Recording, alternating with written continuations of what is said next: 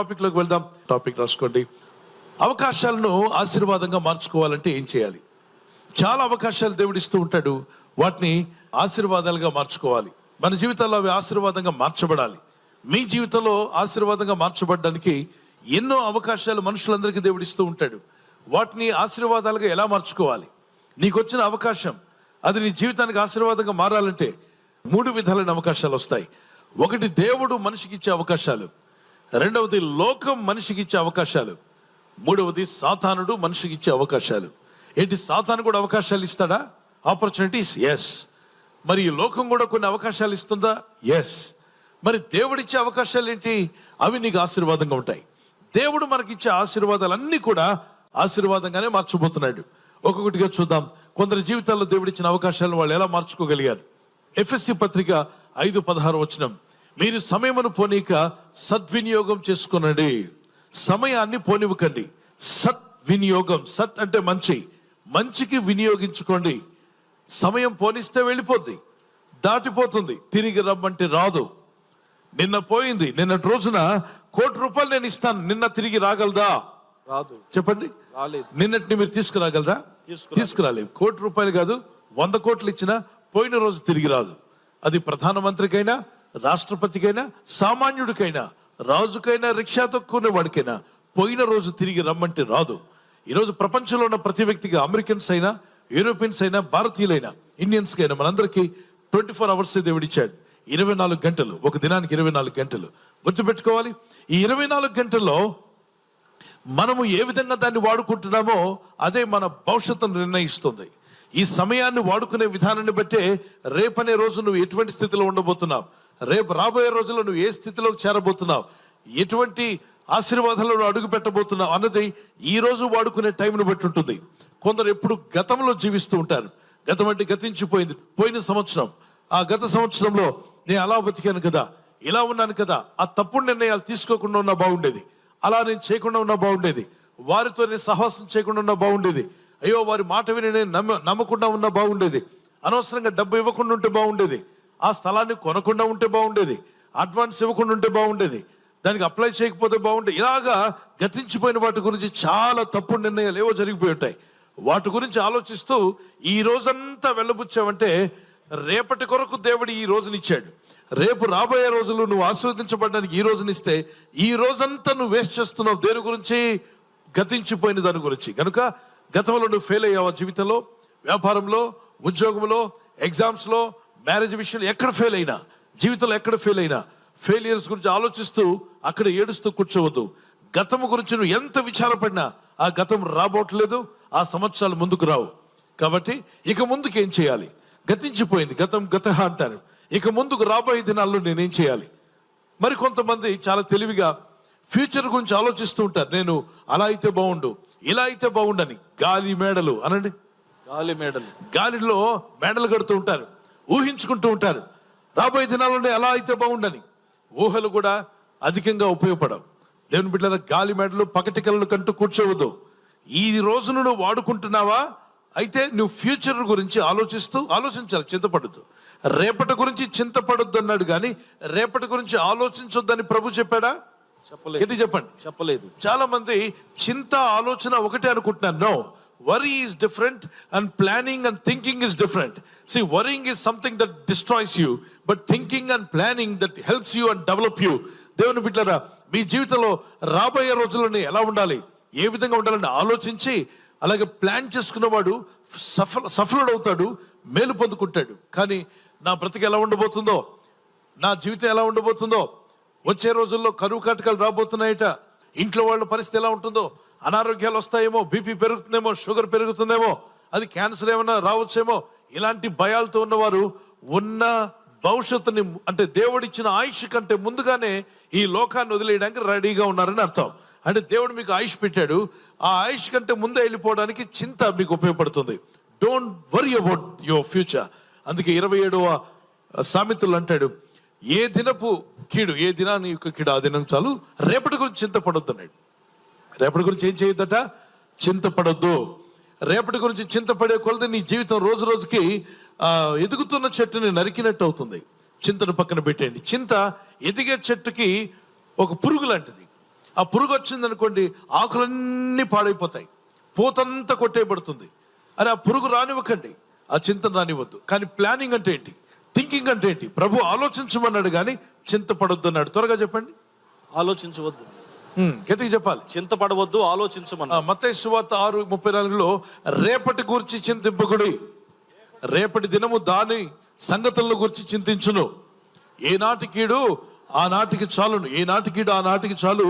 రేపటి గురించి రేపు చింతిస్తుందిలే గనుక ఈ రోజు నువ్వేం చేయాలంటే దేవునికి ఇచ్చిన సమయాన్ని వాడుకుంటూ ముందుకు వెళ్ళాలి. దేవుని బిడ్డలారా, ప్రపంచవ్యాప్తంగా అన్ని సంఘాల్లో ఉన్న ఆత్మీయులందరూ కూడా రేపు అంటే రాబోయేటువంటి ఈ సంవత్సరం అనుకుందాం, జనవరి నెలలో ఉన్నాం, ఫిబ్రవరి, మార్చ్, ఏప్రిల్, మళ్ళా డిసెంబర్ వరకు ఈ సంవత్సరం ఎలా ఉండబోతుంది?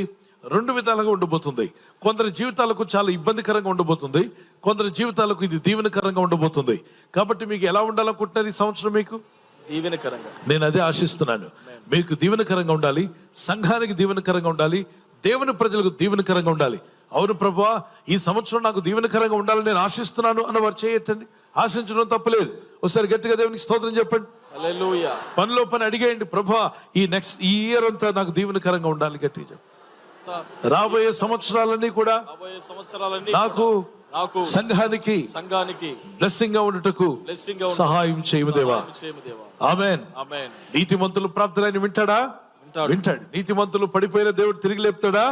లేపుతాడు. కనుక ప్రార్థించిన మానొద్దు. ప్రార్థనలో గొప్ప ఆశీర్వాదాలు దాగి ఉన్నాయి. అందుకే యేసయ్య తన శిష్యులకు ఇచ్చిన ఆయుధం ఏంటో తెలుసా? ప్రార్థన, ప్రేయర్. పరలోక రాజ్యంలో ఎన్నో ఆశీర్వాదాలు ఉన్నాయని నమ్మిన వారు చేయతను దేవుడు ఉన్నాడు, దేవుడి ఆశీర్వదించి దేవుడు ఉన్నాడు. అవునా? మరి అక్కడి నుండి ఇక్కడికి బ్లెస్సింగ్ తీసుకురావడానికి కీ ఒకటి ఉండాలి. కీ. ఒక గది నిండా వస్తువులు ఉన్నాయి, మీకు కావాల్సినవన్నీ ఉన్నాయి. మీరు ఇప్పుడు ఏం కావాలనుకుంటున్నారో అవన్నీ ఆ గదిలో ఉన్నాయి. కానీ గదికి తాళం వేసి ఉంది, లాక్ చేసి ఉంది. ఇప్పుడు మీరు ఏమడుగుతారు? ఆ గది ఓనరు అంటున్నాడు, కావాల్సినవన్నీ తీసుకోండి, మీకు కావాల్సినవి అందులో పెట్టాను, అన్ని సెల్ఫ్ల నిండా నింపబడి ఉన్నాయి, ఆ గదిలో మీరు ఏం కోరుకుంటున్నారో అన్నీ ఉన్నాయి అని చెప్పన్నాడు. మీ అవసరాలన్నీ తీరిపోతాయి అన్నాడు. అది డబ్బు అనుకుంటున్నారో, ఉద్యోగం అనుకుంటున్నారో, వ్యాపారం అనుకుంటున్నారో, మరి మంచి భవిష్యత్తు ఏదన్నా కావచ్చు, మీకు కావాల్సినవన్నీ అందులో ఉన్నాయి,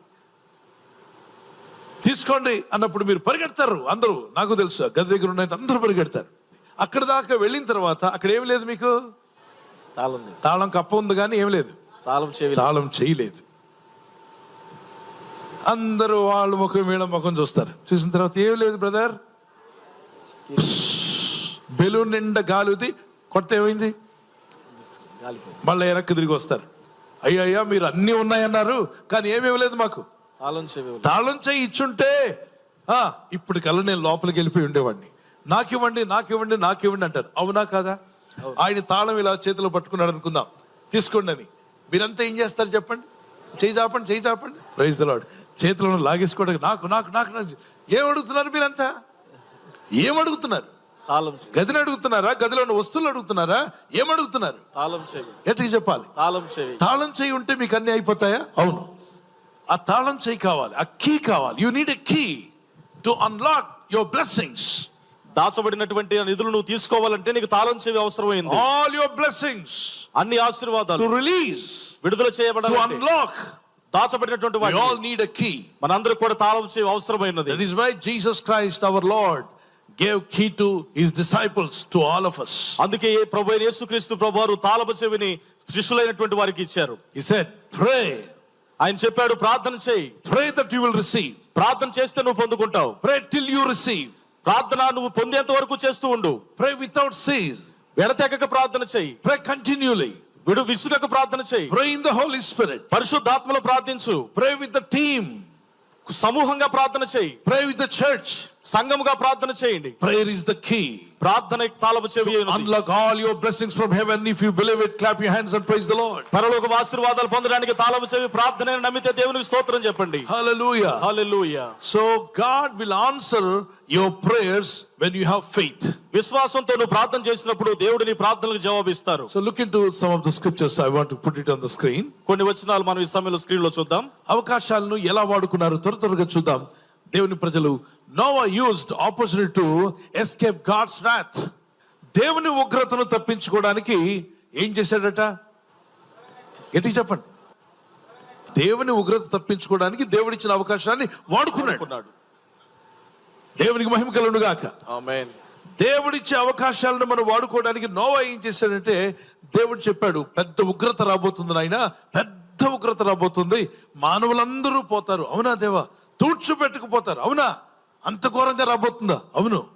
కనుక నువ్వేం చేయాలంటే, నేను చెప్పినట్టుగా వాడ సిద్ధపరచుకొని వాడలోకి వెళ్ళిపో, నీ పిల్లలు నీ కుటుంబంతో పాటు. దేవా మరి అందరికీ అవకాశం, అందరిని రమ్మని చెప్పు.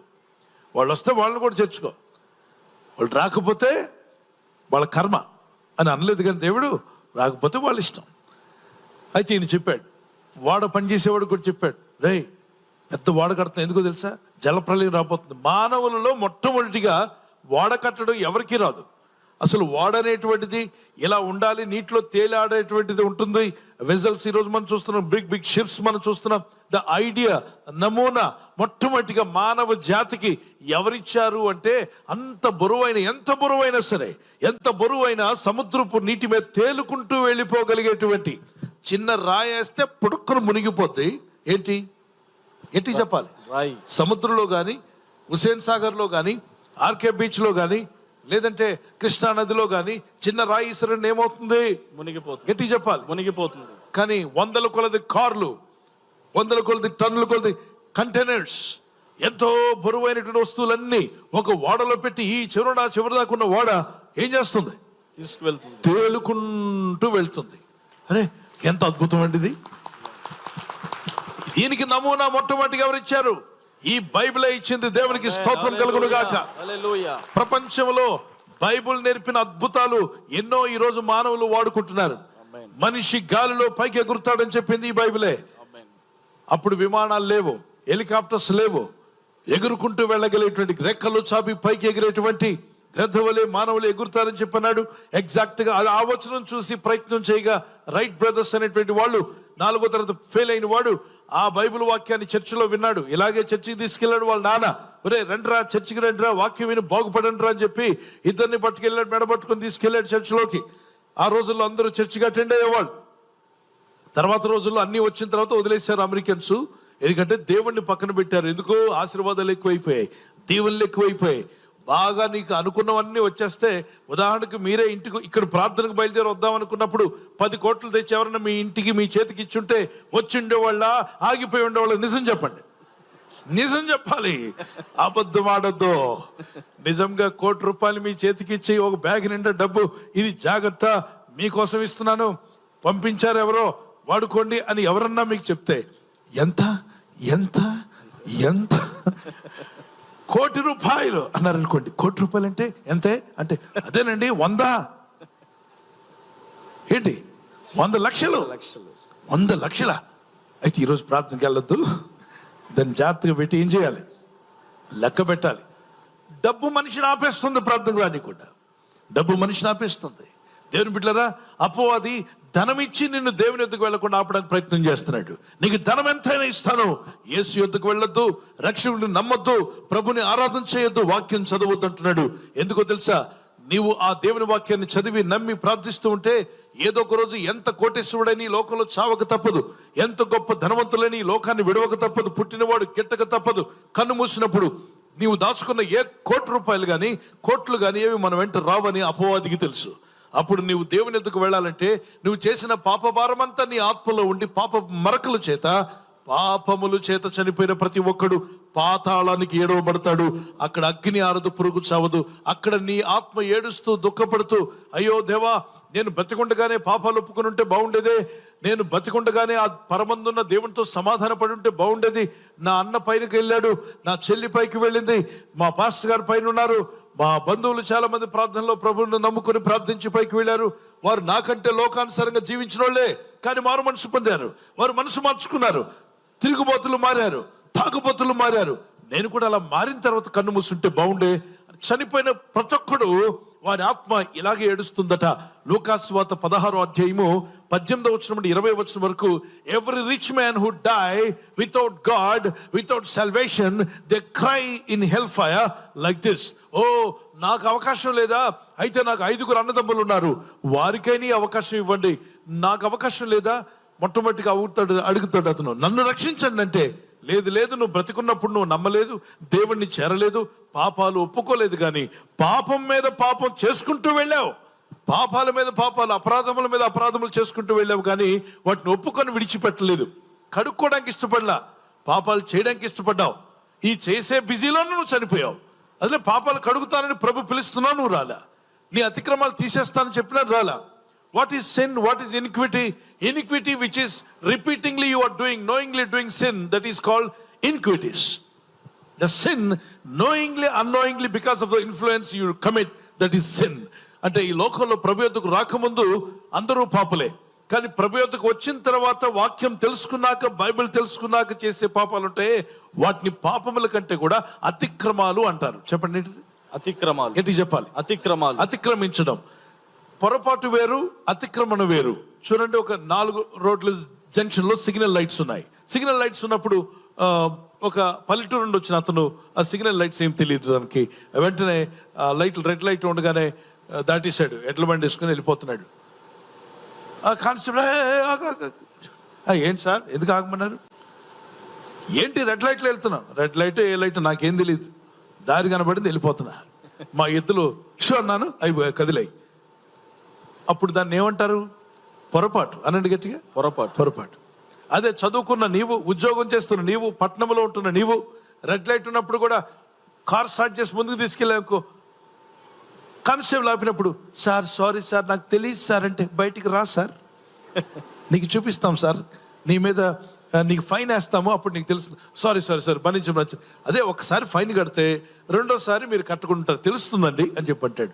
ఇది అతిక్రమం. తెలిసి చేసేదాన్ని ఏమంటాం? అతిక్రమం. ఏంటి చెప్పాలి? అతిక్రమాలు. ఇప్పుడు క్రైస్తవులలో దేవుని పిల్లలు వాక్యం తెలిసాక కూడా చేసేదాన్ని ఏమంటారు? అతిక్రమాలు, iniquities. So that is why you need to ask God, Lord forgive all my iniquities. ప్రభు యొద్దకు వచ్చినప్పుడు మొట్టమొదటిగా అడగాల్సింది, ప్రభువా నా పాపములన్నీ క్షమించు. ఎందుకంటే ఏ భేదము లేదు, అందరూ దేవుడి గురించి మహిమను పొందలేకపోతున్నారు. కారణం, దేవుడు మహిమిస్తారంటే పొందలేకపోతున్నారట. దేవుడు మహిమిస్తుంటే మనుషులు పొందలేకపోతున్నారట. కారణం ఏంటి? పాపము. అనండి గట్టిగా, పాపము. అంటే అందరూ పాపం చేశారు. అవును, అన్ని కులాల్లో పాపం ఉంది.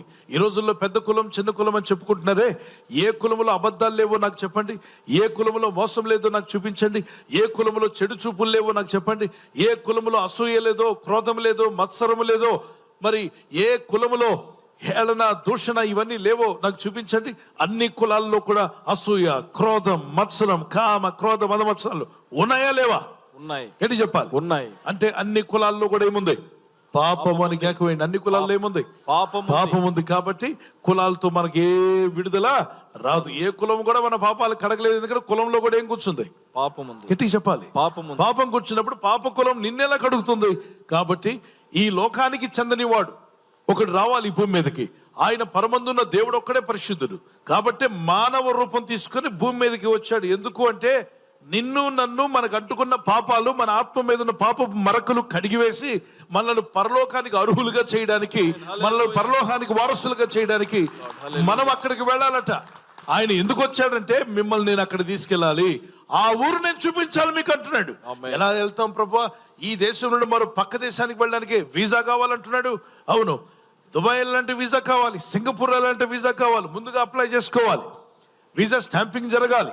లేదా అమెరికా వెళ్ళాలంటే ఏకంగా వీసా ఆఫీస్కి వెళ్ళి అక్కడ లైన్లో నిలబడాలి. నువ్వు నీ ఫైల్స్ అన్ని పట్టుకెళ్ళి చూపించాలి, వాళ్ళు అడిగిన దానికి ప్రశ్నకు జవాబు చెప్పాలి. ఒక ప్రశ్న అడిగితే 4 మాటలు మాట్లాడితే ఉన్న వీసా రాదు, వచ్చేది కూడా ఇంటికి పంపిస్తాడు. అడిగిన దానికి సమాధానం చెప్పాలి. ఎగ్జైట్మెంట్ ఎక్కువైపోయి నువ్వు మాట్లాడకూడదు అక్కడ. ఆ ట్రైన్ ఏదో కొత్తగా వేశారు, ఎక్కడ నుండి? సికింద్రాబాద్ టు వైజాగ్, వైజాగ్ నుండి ఇక్కడికి. రైట్, ఉందే భారత్ చాలా వేగంగా వెళ్తుందట. దేవునికి స్తోత్రం. ఇంకా ఇంకా మన భారతదేశంలో అలాంటి ట్రైన్స్ ఇంకా ఎక్కువ అవును గాక. ఇక్కడ ప్రయాణాలు ఫాస్ట్ గా వెళ్తేనే పనులు త్వరగా అవుతాయి. ఈ రహదారులు రాకముందు ఇంకా ఇబ్బందిగా ఉండేది. రహదారులు వచ్చే కొలది, రోడ్లు పెరిగే కొలది. ఒకప్పుడు రోమన్ గవర్నమెంట్ అంటే రోమా సామ్రాజ్యం ఏలుబడి చేస్తున్నప్పుడు వీధి వెడల్పు ఎంతో తెలుసా? వీధి వెడల్పు 150 అడుగులు అంట. చెప్పండి ఎంత? 150 అడుగులు వీధి వెడల్పు పెట్టుకున్నారు వాళ్ళు. ఇప్పుడు మన 100 ఫీట్ రోడ్ అంటేనే మనకు చాలా పెద్దది అంటున్నాం. ఎప్పుడు 2000 సంవత్సరాల పైన దాటిన తర్వాత ఇప్పటికే 100 ఫీట్ రోడ్ అండి అని చెప్పంటున్నాం, చాలా పెద్ద రోడ్ అని. దేవుని బిడ్డ, ఆ రోజుల్లోనే వాళ్ళు పెద్ద పెద్ద రోడ్స్, అందుకే all roads leads to Rome అన్నారు. అన్ని రోడ్స్ అన్ని కూడా రోమ్కి వెళ్ళేలా చేశారట. అప్పటికి భారత్ కూడా ఒక రోడ్డు ఉండేదట, భారతదేశం నుండి మరి ఇటలీ ప్రాంతానికి, యూరోప్ నుండి అన్ని ప్రాంతాలను రోడ్లు వేసుకున్నారు వాళ్ళు. అందుకే రోడ్ అనే మాట రోమ్ అనే దగ్గర నుండి వచ్చింది. మనకు కూడా రహదారులు ఉండేవి, కానీ రోడ్ టెక్నాలజీ బాగా ఫాస్ట్గా పెంచి ప్రపంచంలో ఎక్కువగా సాధించడానికి ఉపయోగపడిన వారు ఈ రోమన్స్. అయితే ఆ విషయాన్ని పక్కన పెడదాం. రోమ్లో ఎందుకని అపోస్తలుడైన పౌలు పల్లెల్లో సువార్త చేయకుండా రోమ్లో ఎందుకు చేశాడు సేవ? అది కూడా మీకు ప్రశ్నే. పౌలు గారు వెళ్ళి పల్లెల్లో చేయొచ్చు కదండి. ఈ మధ్య చాలా మంది హైదరాబాద్లో వచ్చి చేరుతున్నారు ఏంటండి? నీకు కూడా సమాధానం ఉంటుంది. ప్రజలు దేవుని బిడ్డలారా, దేవుని చేత ఏర్పరచబడిన వాడైతే, దేవుని యొక్క పరిచర్య నీకు అప్పగించబడితే, అది నిజంగా దేవుని యొక్క ఆత్మచేత నీకు అప్పగించబడితే ఆ సేవ ఫలభరితంగా ఉంటుంది, అనేకులకు మేలుకరంగా ఉంటుంది. ఎందుకు అపోస్తలుడైన పౌలు రోమ్ను ఎంచుకున్నాడు? అనేక ప్రాంతాలు ఉండగా ఆ రోమ్లోకి అన్ని ప్రాంతాల నుండి రోడ్లు కనెక్ట్ అయి ఉన్నాయి కాబట్టి ప్రజలందరూ వచ్చేవాళ్ళు. ఎక్కడికి? త్వరగా చెప్పాలి. రోమ్కి వచ్చేవాళ్ళు. అన్ని ప్రాంతాల వారు రోమ్కి వచ్చేవాళ్ళు. అక్కడ నిప్పంటించాడు అనుకోండి, అన్ని ప్రాంతాల వాళ్ళు తిరిగి వెళ్తున్నప్పుడు ఏం తీసుకెళ్తారు? నిప్పును. ఎట్టికి చెప్పాలి? వినబడలా? నిప్పు. శాంసన్ నక్కలు పట్టుకుని ఏమంటించాడు? నక్కలకి నిప్పంటించాడు. ఆ పొలాలన్నీ తగలబడిపోయి. ఆ నిప్పు కాదు, ఇది సువార్త నిప్పు, రక్షించే నిప్పు, బాగు చేసే నిప్పు, ప్రజలను వెలిగించే నిప్పు. కాబట్టి ఆయన అక్కడ ట్రైనింగ్ పెట్టాడు. ఒక మంచి సంఘము, పరిచర్య, అద్భుతమైన పరిచర్య. అందుకే పత్రికల్లో రోమా పత్రిక ముందు వస్తుంది మనకి, అపోస్తల గారి మౌగానే. అక్కడ అద్భుతమైన విషయాలు అందులో మాట్లాడతాడు. యూదుల కోసం మాట్లాడతాడు, అన్ని జనుల కొరకు మాట్లాడతాడు, పరిశుద్ధాత్ముడు మాట్లాడించాడు. అలాగే ధర్మశాస్త్రమే బైబిల్ ఉన్న వాళ్ళు, పాత నిబంధన చదివే వాళ్ళ కోసం మాట్లాడాడు. పాత నిబంధన చదివే వాళ్ళకంటే దేవుడు పాత నిబంధన ప్రకారం తీర్పు తీరుస్తాడంట. మరి కొంతమంది అంటారు, యేసు ప్రభు వచ్చి 2000 సంవత్సరాల క్రితమే కదా, అంతకుముందు లేడంటే. అంతకుముందు ఉన్నాడయ్యా, అంతకుముందు నుండి ఉన్నవాడే, ఆది నుండి ఉన్నవాడు యేసు ప్రభు. మరి ఎక్కడండి? దానినే బైబిల్లో 2 నిబంధనలు ఉంటాయి. పాత నిబంధన ఎక్కువ శాతం 45% అంటే 75% ఉంటుంది. ఆ తర్వాత మిగిలినటువంటిది 25% అది మనం చూస్తే క్రొత్త నిబంధన.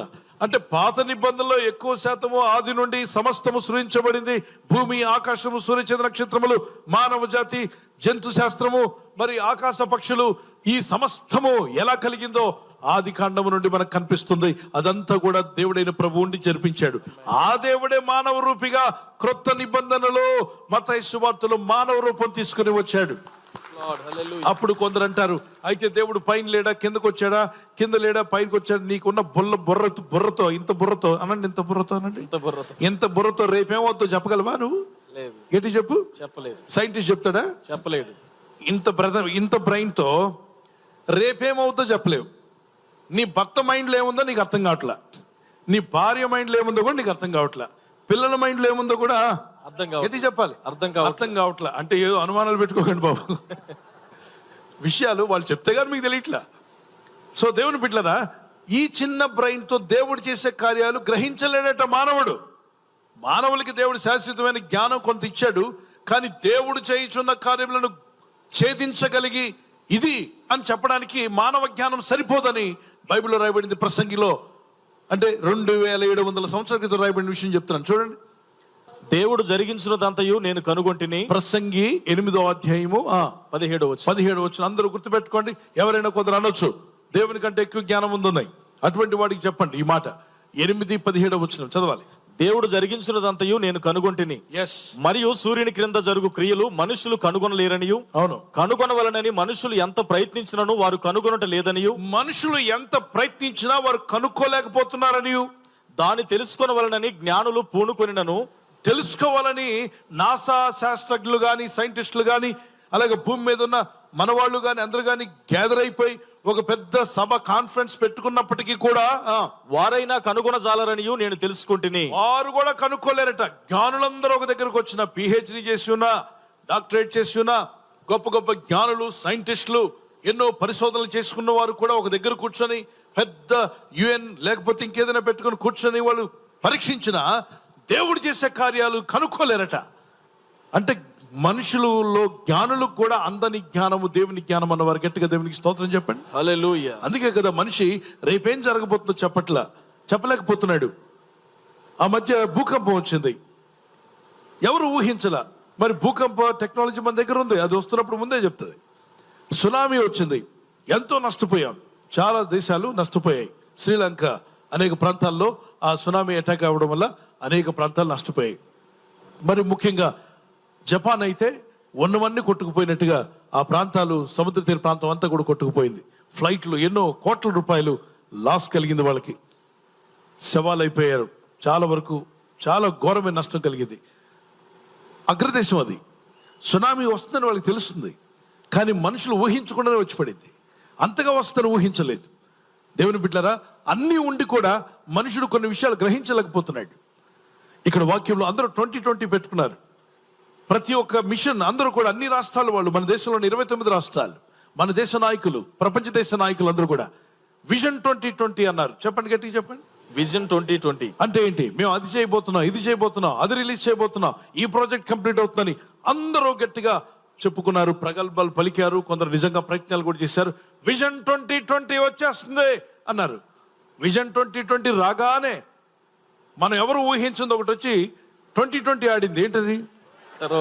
కరోనా వచ్చి 2020 ఆడుకుంది. 2020 అంటే ఏంటి? క్రికెట్ మ్యాచ్, ఒకటే మ్యాచ్. అందరూ విజన్ 2020 అంతా గలిబిలైపోయింది. ఊహకు అందరి కార్యాలు జరిగాయి. ఎన్నో విషయాలు. చాలా మంది 2020లో మ్యారేజ్ చేసుకోవాలని పెట్టుకున్నారు. పెళ్లిళ్ళు చేసుకోవడానికి వీల్లేదు, గార్డెన్లు బుక్ చేయడానికి వీల్లేదు, లాక్డౌన్ అన్నాడు అంతే. 2020లో మనం చూస్తున్న మార్చి నుండి లాక్డౌన్ పడింది. ఎన్నో పెళ్లిళ్ళు ఎంతమంది మధ్యలో చేసుకున్నారు? బాగా ధనవంతులు కూడా 10 మంది ముందు చేసుకున్నారు. ఒకడు మాత్రం 200 మంది పిలిస్తే పెళ్లి కొడుకుని అరెస్ట్ చేసి లోపలేసారు. అక్కడెక్కడో యూపీలో అనుకుంటాను, పోలీసులు పట్టి తన్నుకుంటూ తీసుకెళ్లారు. చూడలేదా మీరు? పెళ్లి కూతురున్న ఒక పక్కన, పెళ్లి కొడుకు ఒక పక్కన. ఎవరు నేనే జరిపిస్తున్నాను పెళ్ళి అంటే ఆయన వేసుకుని తీసుకెళ్ళిపోయారు. దేవుని బిడ్డలారా, గమనించండి, ఎన్నో ఇబ్బందులు కలిగాయి. అది ఊహించలేదా మానవులు? కొందరు కావాలని కల్పిస్తున్నారా? ఏది ఏమైనప్పటికీ భూమి మీద ఇంకెన్నో జరగబోతున్నాయి. మీకు ఒక విషయం తెలుసా? యూఫ్రటీస్ నది ఎప్పుడు ఎండిపోలా, కానీ బైబిల్లో ప్రకటన గ్రంథంలో ప్రభు అన్నాడు, యూఫ్రటీస్ నది ఎండిపోతుంది. ఆ టైంలో ఇప్పుడు అది ఎండిపోయింది. ఆ టైంలో దాని కింద 4 దూతలను దేవుడు బంధించి ఉంచాడట నది కింద. ఆ దూతలు రిలీజ్ కాబోతున్నాయి. అవి రిలీజ్ అయితే మానవ జాతిలో 3వ వంతు నష్టపోతున్నారు. 3వ వంతు నష్టపోయే అవకాశం రాబోతుంది. ప్రకటన గ్రంథంలో ఈ మాటలు నేను మీకు జ్ఞాపకం చేస్తాను. ఇది జరుగుతూ ఉంది ప్రపంచవ్యాప్తంగా, అందరూ చూస్తూ ఉన్నారు. చైనాలో కొన్ని ప్రాంతాలు విపరీతమైన వేడిగా ఉన్నాయి. వైరస్ గురించి చెప్తున్నారు, కానీ అసలు తట్టుకోలేంత వేడి ఎందుకు వస్తుందో చైనా ఆ విషయాలు బయటికి రాని కూడా దాచుకొని చెక్ చేసుకుంటూ ఉంది. దేవుని బిడ్డలారా, కొన్ని జరుగుతూ ఉన్నాయి ప్రపంచంలో, వాటిని బయటికి న్యూస్లో రానివ్వట్లేదు. చదువుదాం ఈ వచనాన్ని ఒకసారి చదవండి. ప్రకటన గ్రంథంలో రాస్తుందా?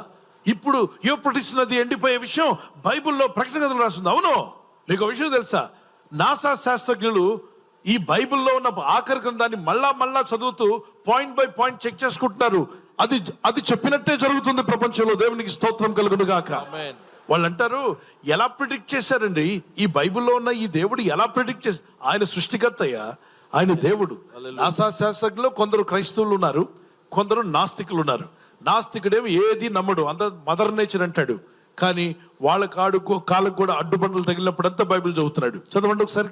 6వ దూత తన పాత్రను యూఫ్రటీస్ మహానది మీద కుమ్మరింపగా, ప్రకటన గ్రంథం 16వ అధ్యాయం 12వ వచనం చదువుతున్న 6వ దూత తన పాత్రను యూఫ్రటీస్ అని మహానది మీద కుమ్మరింపగా, తూర్పు నుండి వచ్చు రాజులకు మార్గము సిద్ధపరచబడినట్లు దాని నీళ్లు ఎండిపోయెను. ఇజ్రాయేల్ దేశానికి తూర్పు నుండి వచ్చేటువంటి మార్గము సిద్ధపడినట్లుగా దాని నీళ్లు ఎండిపోయెను. అంటే ఇజ్రాయేల్ కు తూర్పు భాగంలో ఉన్న వారు రష్యా, ఇరాన్, ఆయా ప్రాంతాల నుండి, చైనా నుండి కూడా కొన్ని యుద్ధ సామాగ్రి వచ్చి ఇజ్రాయెల్ మీద దాడి చేయడానికి వాళ్ళందరూ గుమ్ము కొడతారు. సుడిగాలి వలె అందరు కలిసి యెరూషలేం మీదకి వెళ్తారు, ఇజ్రాయెల్ మీదకి వెళ్తారు. ఇజ్రాయెల్ ఉండడానికి వీల్లేదు, తుడిచేస్తాం, మ్యాప్లో ఉండి తీసేస్తామంటారు. ఇప్పటికే అది జరగబోతుంది. అప్పుడు ఇజ్రాయెల్ ఒక్క దేశం అయిపోతుంది. అమెరికా సహాయం కూడా కోల్పోతుంది. ఎందుకంటే మరి ఎవరు వస్తారో తెలియదు. అతను ఇజ్రాయెల్కి వ్యతిరేకంగా తిరిగాడు అనుకోండి, ఈ ప్రవచనం నెరవేరిపోయినట్టే. ఇక ప్రపంచం అంతా ఇజ్రాయెల్కి వ్యతిరేకమైనప్పుడు ఇజ్రాయెల్ ఒక్క దేశంగా ఉండిపోతుంది. ఏం చేయాలో అర్థం కాదు. చేతులు పైకెత్తి దేవుని దగ్గర మొరపెట్టుకుంటారు. ఆ టైంలో మెస్సయా అంటే ప్రభు అయిన దేవుడు, ఇక ప్రవచన వాక్యాల మధ్యలో చాలా నెరవేర్చబడవలసి ఉన్నాయి. అవన్నీ కూడా నెరవేర్చబడతాయి. 3.5 years. ఈ మధ్యలో అన్ని జనుల మధ్యలో ఉన్నటువంటి, అంటే అన్ని దేశాలకు వెళ్తున్న సువార్త ఆపివేయబడబోతుంది. గుర్తు పెట్టుకోవాలరా. మీరు స్క్రీన్ లో చూస్తున్నారు ఎండిపోయినటువంటి యూఫ్రటీస్ నది, ఆ నది తీర ప్రాంతాలు.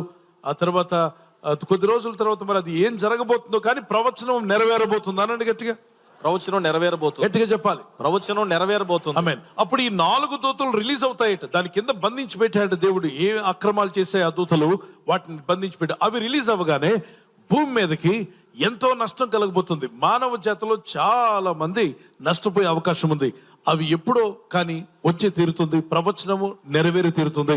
కనుక దాని గురించి భయపడొద్దు, రేపటి గురించి భయపడుతూ ఉండొద్దు, చింతపడొద్దు. కానీ ఆలోచించు, నాకు రేపనే రోజు నా జీవితం ఎలా ఉండాలి, నా పిల్లలు ఎలా ఉండాలి, కుటుంబం ఎలా ఉండాలి, ప్రార్థనలోనే ఉండాలి. కనుక రేపటిని ఎరిగిన వాడెవరో గట్టిగా చెప్పండి.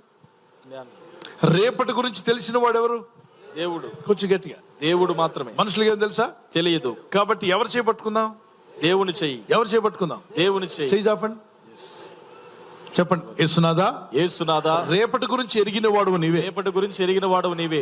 ఈ సంవత్సరము, వచ్చే సంవత్సరం, రాబోయే దినాలు ఎలా ఉండబోతున్నాయో మా అందరికన్నా నీకే ఎక్కువ తెలుసు. అందరికన్నా నీకే ఎక్కువ. నీ చెయ్యి పట్టుకొని నేను నడవాలని ఆశపడుతున్నా. నన్ను నా ఇంటి వారిని నడిపించు దేవా. నీ మార్గంలో నడిపించు. ఆమేన్, ఆమేన్. ఆనాడు నోవా ఏ విధంగా అయితే దేవుడిచ్చిన అవకాశాన్ని వాడుకొని లోబడ్డాడు, అని కుటుంబంతా రక్షించుకున్నాడు. కుటుంబంతా రక్షించబడింది. అవునా కదా? దేవుడిచ్చిన అవకాశాన్ని వదులుకున్న వాళ్ళు ఏమైపోయారు? నశించిపోయారు. అవునా కదా? గట్టిగా చెప్పాలి. అవును. అందరికీ అవకాశం ఇచ్చాడు. ఎవరు వాడుకున్నారు? నోవా వాడుకున్నాడు. అందరికీ అవకాశం ఇచ్చినప్పుడు వాడుకున్న నోవా వలె ఈ రోజు అందరికీ అవకాశం ఇవ్వబడింది. రక్షణ వార్త ఎవరు వాడుకుంటారో వారు వారి కుటుంబాలు రక్షణ పొందబోతున్నాయి, మేలు పొందబోతున్నారు, ఆశీర్వదించబడతారు, ఇక మందు పరమందు కూడా. మరి మునిపెన్నడూ లేనట్టుగా యేసు ప్రభువుని తిడుతున్నారే, దూషిస్తున్నారే. మనం ఎప్పుడు మన చింతనలు వెళ్ళా అంత ఘోరంగా ఉంది. నెగటివిజం ఉంది, కానీ బహుఘోరంగా ప్రభుని దుర్భాషలాడడం, ఏదో వీధిలో కొళాయిల దగ్గర తిట్టుకోవడం విన్నాం. కానీ సృష్టికర్తను దేవుణ్ణి ఇంత ఘోరంగా తిట్టేవాళ్ళు వచ్చారా? అది ఎందుకు వచ్చింది? అది కూడా బైబిల్లో రాస్తుందా? అవును, 13వ అధ్యాయంలో ఉంటుంది. ప్రకటన గ్రంథం ముగించే ముందు త్వరగా చెప్తున్నాను, రాసుకున్న పిల్లరా. అలాగే సేవకులను దూషిస్తున్నారే, ఇది ఎక్కడి నుండి వచ్చింది? దైవ సేవకులు అంటే కొంచెం వ్యతిరేకత ఉంటుంది, ఆటంకపరుస్తుంటారు. కానీ నోటుకు వచ్చినట్టుగా దుర్భాషలాడుతూ హేళన చేస్తూ తోలనడుతున్నారా? ఇది కూడా రాస్తుందా? పరలోక నివాసులు అంటే ఎవరు చెప్పండి? ఇక్కడున్న వారిలో పరలోక నివాసులు ఎవరు అంటే పరలోకంలోకి వెళ్ళి ఉండబోతున్న నివాసులు ఎవరు? పరలోక నివాసులు అంటే మాకేం తెలుసు అన్నట్టు చూస్తున్నారు అందరూ. సియోను వాసులము. ఎవరమాట మనం? సియోను వాసులము. స్తుతి చెల్లించి సియోను వాసులు పరలోక వాసులు. మనం యేసు ప్రభు రక్తంలో కడగబడిన వారు, మారు మనసు పొందిన వారంతా, యేసు క్రీస్తుని రక్షకుడు అంగీకరించిన వారు. ఏ వాసులు మీరు? సియోను వాసులు. భూలోక వాసుల, పాతాళ వాసుల, పరలోక వాసుల? పరలోక వాసులం. పక్క వాళ్ళకి చెప్పండి, మనం పరలోక వాసులం. గుర్తుపెట్టుకోండి, పరలోక వాసులం. పరలోక వాసులు మీరంతా. కళ్ళల్లో చూసి చెప్పండి, మీరు పరలోక వాసులు మీరు. ఆమేన్, ఆమేన్. ఈ పరలోక వాసులను, పరమందున్న దేవుణ్ణి దూషించే దురాత్మలు వస్తాయని ఉంది, వచ్చేసాయి. ఇప్పుడు పరమందున్న దేవుణ్ణి దూషిస్తున్నారు, పరలోక వాసులైన దేవుని ప్రజలను దూషిస్తున్నారు, ఆ పరలోక దేవుని వార్త చెప్పే దైవ సేవకులను దూషిస్తున్నారు, సంఘాలను దూషిస్తున్నారు. ఒకప్పుడు ఏదో కొద్దిగా ఉండేది, ఇప్పుడు విపరీతంగా పెరిగిపోయింది. అవునా కదా? పెరిగిపోయింది. చదువుదాం ఒకసారి, చదవండి.